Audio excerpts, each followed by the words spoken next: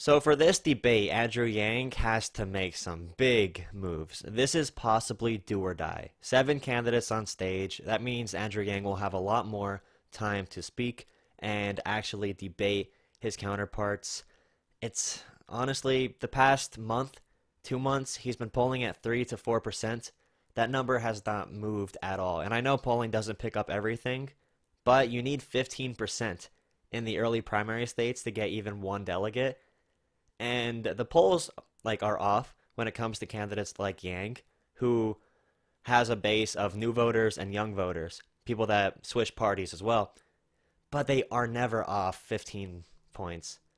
So the issue is Andrew Yang needs to really make a change here at this debate before we get closer to Iowa, New Hampshire, Nevada, and South Carolina, because so many of his fans that didn't come in from the outside are former Bernie supporters, have Bernie as a really close second pick. Also, Tulsi Gabbard.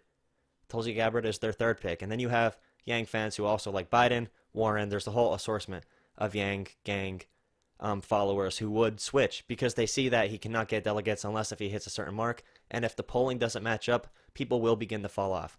So first off, that's the overall tone of this debate for Andrew Yang. It's honestly do or die. But as far as what he needs to do, I spoke on this before the last debate that Andrew Yang yet again has a decision to make. And this decision is basically whether to focus on his new and innovative policies that might make people look back a little bit, like the UBI, democracy dollars, legalizing safe injection sites. Is he going to focus on those unique policies, or will he continue to fit inside the normal politician mold? And last debate, he tried fitting into the normal politician mold, which I didn't want him to do, because if you're looking for a normal politician, there's tons of them right there on that debate stage that other people will pick. So Andrew Yang needs to do something that differentiates himself. Of course, he just put his healthcare plan out, so that will be part of the discussion. I believe it's titled the New Way Forward Plan. There's a lot of questions to answer yet with the healthcare. He spoke about giving doctors wages instead of a pay per play type of use. He also spoke about limiting prices, which is hard to do because it goes through the houses, of course. He also listed some executive actions he could take, but what he did not cover for me, or maybe I missed it. If I missed it and you know something about this, please tell me. He didn't give a great solution on how to cover people who are not currently insured, who are uninsured. Is it just market forces? I'm not sure. I want him to answer those questions in this debate. Another topic that I just saw a news article about, he is planning to debate Elizabeth Warren about her Social Security increase. So she wants to increase Social Security by $200, and he's basically to make UBI look more appealing on a broad scale. He's going to make UBI look like a Social Security that everyone gets, and say to Elizabeth Warren, okay, your Social Security increase is something, but it does not nearly go far enough.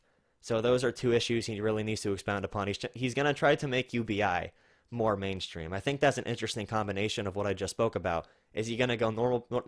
Is he going to go normal politician? Is he going to go Yangism? Or is he going to do something in the middle and try to bring it all together in one culmination? So that's going to be really important to look at. So hopefully he is able to do that effectively and make a move in the right places. Because if he doesn't get a big spike after this debate, then it's just we're running out of time. Less than 50 days until Iowa.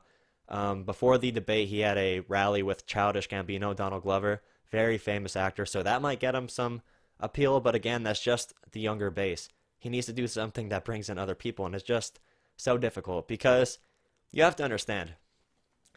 This primary is filled with people who consider universal health care radical. So this is a policy that the whole rest of the world has, and this primary, the liberal part of our country, thinks universal health care is radical. So when you bring up the UBI, a theory never tried before anywhere else in the world, it's hard. It's hard to get across. But Andrew Yang has been doing it. He will continue to do it. He has been able to do it among political junkies, people that watch a lot of podcasts like myself, people that really go into these issues and pay attention to them.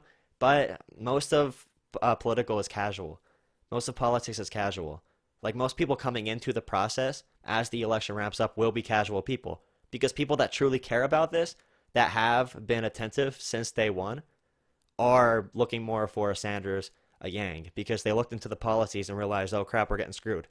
So we need someone else. A lot of people are going to them. Some people went to Buttigieg until he turned out to not be progressive. Some people are still with Elizabeth Warren because they believe in her plans. And people are with Joe Biden by default, I think, as he's falling apart. So I went off on a tangent a little bit there, but overall, yeah, that is what I think Andrew Yang needs to do for this debate. Stick around on my channel. I will be giving some updates after the debate, some debate winners and losers.